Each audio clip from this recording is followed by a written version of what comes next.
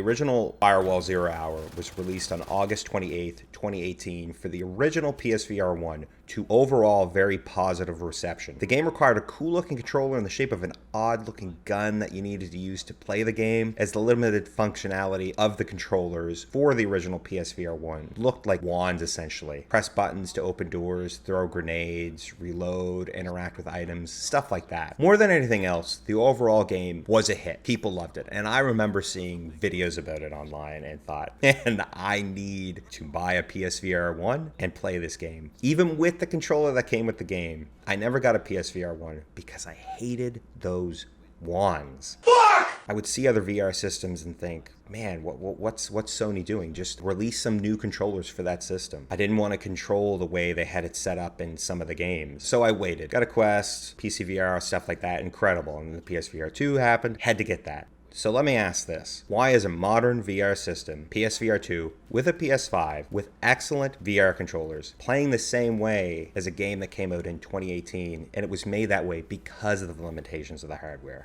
Why? Because it was Nick's idea, and because Caveman seemed like a fun place to play. The game feels like an upscaled version of the old Firewall. Even though I haven't played it, everything I've seen and with people I've talked with online that have played the old game and what they're saying and what I'm seeing, it's an old game on new hardware with a fresh coat of paint. And I think this is a huge missed opportunity for the old fans of the PSVR 1 and new people to VR. They might have seen a video, they might have seen my video that they're like, man, I need to get a PSVR 2. And a lot of people that have played Pavlov, they're jumping to this, and they don't like a lot of the mechanics. Up above. The game feels like an upscaled version of an old game that was made because of limited hardware. From my understanding, that's because it is the old game, it's just upscaled. It wasn't built from the ground up for the PSVR 2. They basically took the skeleton of the old game, ported it into this, and we have Firewall Ultra. I think this is a huge missed opportunity for old and brand new players to VR, because it feels like a flat screen game at times, just with a headset on. Of course! No manual reloading for players. I don't get this. Yes, I am aware that that was fully disclosed before release, and I take full ownership of buying the game before that. I do know that they're going to release an update, like a hardcore mode, I guess. Button reloads in a VR game don't make any sense to me, especially with your character. Your character has all of his equipment, well, his mags and stuff on his body, and he reaches for it when he reloads. But why not just let us do that? Just release it like that, plus the old way. Have both modes right at launch. There's no reason. You can play any flat game, hit buttons, and you do those actions. The whole point of VR is to do those actions in VR. That's what separates it. That is what makes it so immersive. You know, peeking around corners, using one hand to shoot a gun and then throwing a grenade, or throwing a mag to somebody, or you didn't reload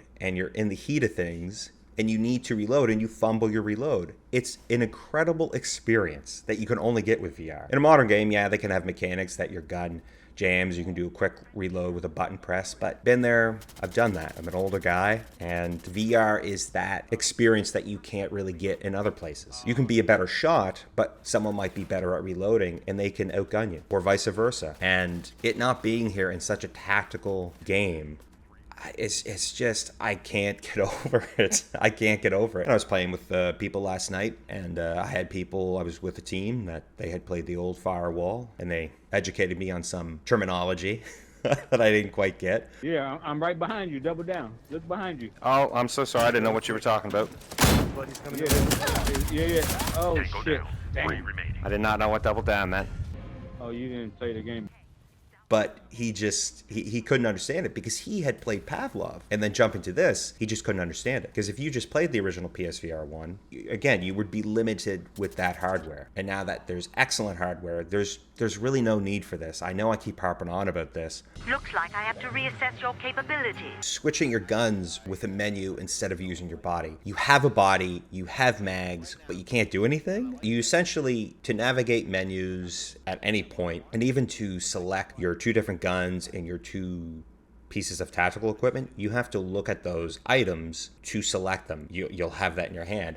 Sometimes I really like it. Sometimes I really don't. I just wish I could pick them off of my body. To throw grenades, you select your grenade from the menu, and then from there, you hold a button. And while you're holding that button, you have to look at where you want to throw your grenade. And let me tell you, 9 times out of 10, where you want to throw the grenade is not where you're looking, at least for me. But the eye tracking for throwing grenades, you'll be looking in one spot and you don't understand why it's not there. And you know how when you zone out sometimes and you're looking into space? I tried that and obviously that didn't work. Throwing a grenade, looking where you want it to go is incredibly tough. I do like the arc. I think that's neat. I know that was in the first game. Someone told me that Beardo Benjo made the suggestion to still have the arc, but you just throw the grenade. And I think that's a great idea. I've been in a couple of firefights where I switched my grenade as quick as possible by looking at it, and then from there I tried to throw a grenade, but I could throw the grenade a lot quicker if I could just take it off my body and throw it. To navigate the menu, select it, hold down the trigger, select where I want to look, and let go. It's gotten me killed more than once. Now, mind you, maybe I shouldn't have done that, but let me throw the grenade while I'm shooting. Okay. 1 minute remaining. You can't do that. You either have to shoot or grenade. It's not both. And also on eye tracking, there's this feature where you get to press a button and you can go into what's called ADS mode and you can look down the sights. Now, you can do that by just holding the controller and looking down the sights. And when you have this mode, you can get zoomed in a little more and it's a little easier to see. But the problem is it doesn't work. You can't really move the gun. It doesn't feel good. And unfortunately, I'm right hand dominant, but my right eye is not as proficient as my left, so I have to actually look down my left eye. This isn't the case. If you select your preferred hand as right, you have to look down your right. You don't have an option to switch at this time. Now, you could just switch hands, but I have to tell you, trying to switch hands left to right, I can do it, but it's a friggin' mystery. I'm not really sure what it is and how you do it. But again, that's not easy to do. And this ADS mode, from based on everyone that I played with, really did not like it. I don't see the point of having it in. Just let us look down the sights as normal. Let us put the gun closer to our eye if we want to. To throw a sticky grenade, pull back and hold the L2 button. What did you say? It's not just the gameplay mechanics that I have mixed kind of feelings on. It's the graphics as well. On one hand, the lighting, I'd probably go on record to say it's the best lighting I've ever seen in a VR game sometimes. When you have the flashlight, say on your gun, or even, not every light, but lights around on the map, and it sets this mood, and the way they cast over as you're walking, or you see it go over your teammates, or you put a gun, up in the air and you turn the flashlight on and you put the light through your fingers, it looks absolutely incredible. And you cast a light over pretty much everything from what I can tell. Then there's other things in the game that they really don't look so good.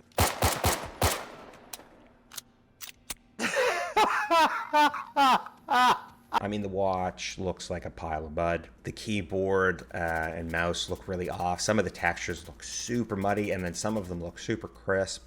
And I understand it's a multiplayer game. You can't have everything look ultra crisp, ultra sharp, but it's a juxtaposition, in my opinion. The gun models look incredible. Your arms and your body, to me, look off.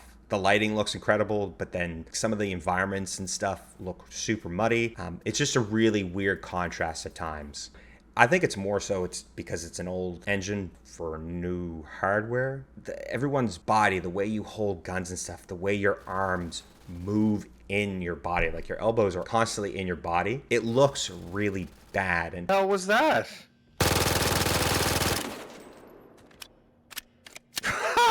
And I've played Contractors, I've played Pavlov, and I don't see that in those games. Yeah, there's weird stuff that happens, but it can kind of take you out of the experience. And I might be nitpicking, but I'm just being honest with all of you because I think people have a right to judge something. Only a sick, twisted mind could be that rude and ignorant. The wait times are absolutely outrageous. They're so long.